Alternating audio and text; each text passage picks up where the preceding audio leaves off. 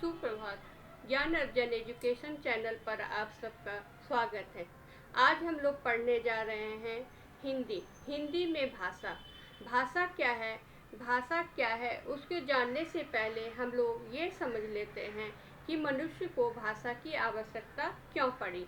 मनुष्य को भाषा की आवश्यकता इसलिए पड़ी कि मनुष्य अपने भावों, विचारों आदि को किसी दूसरे को बताने के लिए किसी न किसी माध्यम की आवश्यकता थी। मनुष्य को अपने भावों, विचारों आदि को बताने के लिए किसी न किसी माध्यम की आवश्यकता थी, इसलिए भाषा की आवश्यकता पड़ी। यदि भाषा न होती तो मनुष्य अपने भावों, विचारों को प्रकट नहीं कर पाता, इसलिए मनुष्य के लिए भाषा बहुत महत्वपूर्ण है। तो भाषा क्या है? भाषा वह माध्यम होता है जिसके द्वारा हम अपने विचारों, भावों, मन के भावों को बोलकर, लिखकर दूसरों को बता सके और दूसरे के मन के भावों को सुनकर एवं पढ़कर समझ सके।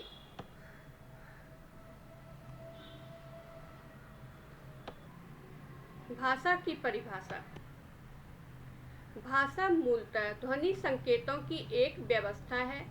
यह मानव मुख से निकली अभिव्यक्ति है। यह विचारों के आदान प्रदान का एक सामाजिक साधन है और इसके शब्दों के अर्थ प्रायः रूढ़ होते हैं। भाषा क्या है? ध्वनि संकेतों की एक व्यवस्था है जो मानव के मुख से निकलती है। अपनी अभिव्यक्ति, अपनी विचार, वो एक सामाजिक साधन है जिसके द्वारा हम लोग आपस में एक अपना विचार प्रकट करते हैं, आदान प्रदान करते हैं और उसका एक अर्थ होता है, उसका कुछ मतलब होता है। ठीक है। दूसरा है, भाषा वह साधन है जिसके द्वारा मनुष्य अपने विचारों का आदान प्रदान बोलकर या लिखकर करता है। भाषा क्या है? एक साधन है जिसके द्वारा मनुष्य क्या करते हैं? अपने विचारों को, अपने भावों को प्रकट करता है, आदान प्रदान। कैसे? बोलकर या लिखकर। जैसे हम लोग पत्र लिखते हैं तो अपने विचार को प्रकट करते हैं और वो या तो हम लोग अपनी बात को किसी को बोलते हैं या और अगला क्या है? वो पढ़ता है या सुनता है। इस तरह से क्या है? भाषा एक साधन है। तीसरा, भाषा अभिव्यक्ति का एक ऐसा समर्थ साधन है जिसके द्वारा मनुष्य अपने विचारों को दूसरों पर प्रकट करता है और दूसरे के विचार जान सकता है। जब हम लोग आपस में बातचीत करते हैं तो अपनी विचार प्रकट करते हैं और जो अगला होता है वो हमारी बातों को सुनता है, हमारी विचारों को सुनता है, फिर वो अपना विचार प्रकट करता है। तो इस तरह से क्या है? एक साधन है किसका? भाषा अभिव्यक्ति हमारे प्रकट करने के लिए। भाषा जो हम लोग प्रकट करते हैं अपनी अभिव्यक्ति का एक साधन है। अब भाषा कहाँ से ली गई है? भाषा शब्द संस्कृत के भाष धातु से बना है जिसका अर्थ होता है बोलना या कहना। इसी तरह से मानव द्वारा अपने विचारों के आदान प्रदान के लिए जिस साधन का प्रयोग किया जाता है उसे भाषा कहते हैं।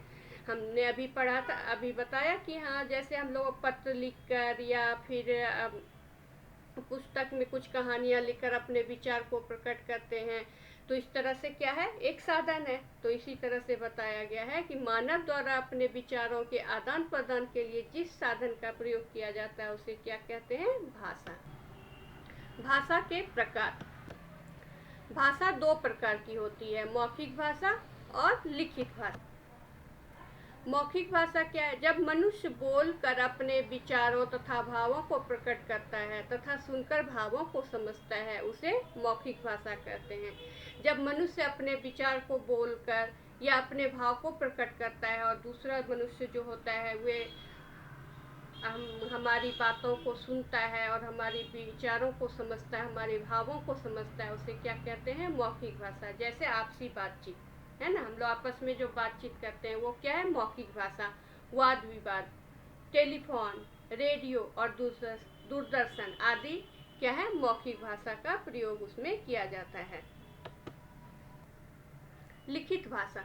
जब मनुष्य लिखकर अपने विचारों को प्रकट करता है उसे लिखित भाषा कहते हैं। इसके अंतर्गत क्या क्या आता है? लिखना और पढ़ना दोनों। जब हम लोग लिखते हैं तो अगला पढ़ता है, तो इस तरह से लिखित भाषा में क्या आता है? लिखना और पढ़ना। उदाहरण क्या है? जैसे पुस्तकें। पुस्तकों में लेखक अपनी कहानियाँ, अपने विचारों को प्रकट करता है कहानी के द्वारा। कविताएं, कवि जो है वो अपनी कविताएं, अपने विचारों, अपने भावों को प्रकट करता है कविता के द्वारा, और हम लोग उन भावों को समझते हैं। तो ये किसके अंतर्गत आएगा? लिखित भाषा के अंतर्गत। इसी तरह से ग्रंथ, पत्र, जब हम लोग आपस में दो दोस्त होते हैं तो पत्र लिखते हैं, अपनी विचारों को प्रकट करते हैं, फिर दूसरा दोस्त अपनी विचारों को प्रकट करता है। इस तरह से हम लोग आपस में एक दूसरे की भावनाओं को समझते हैं।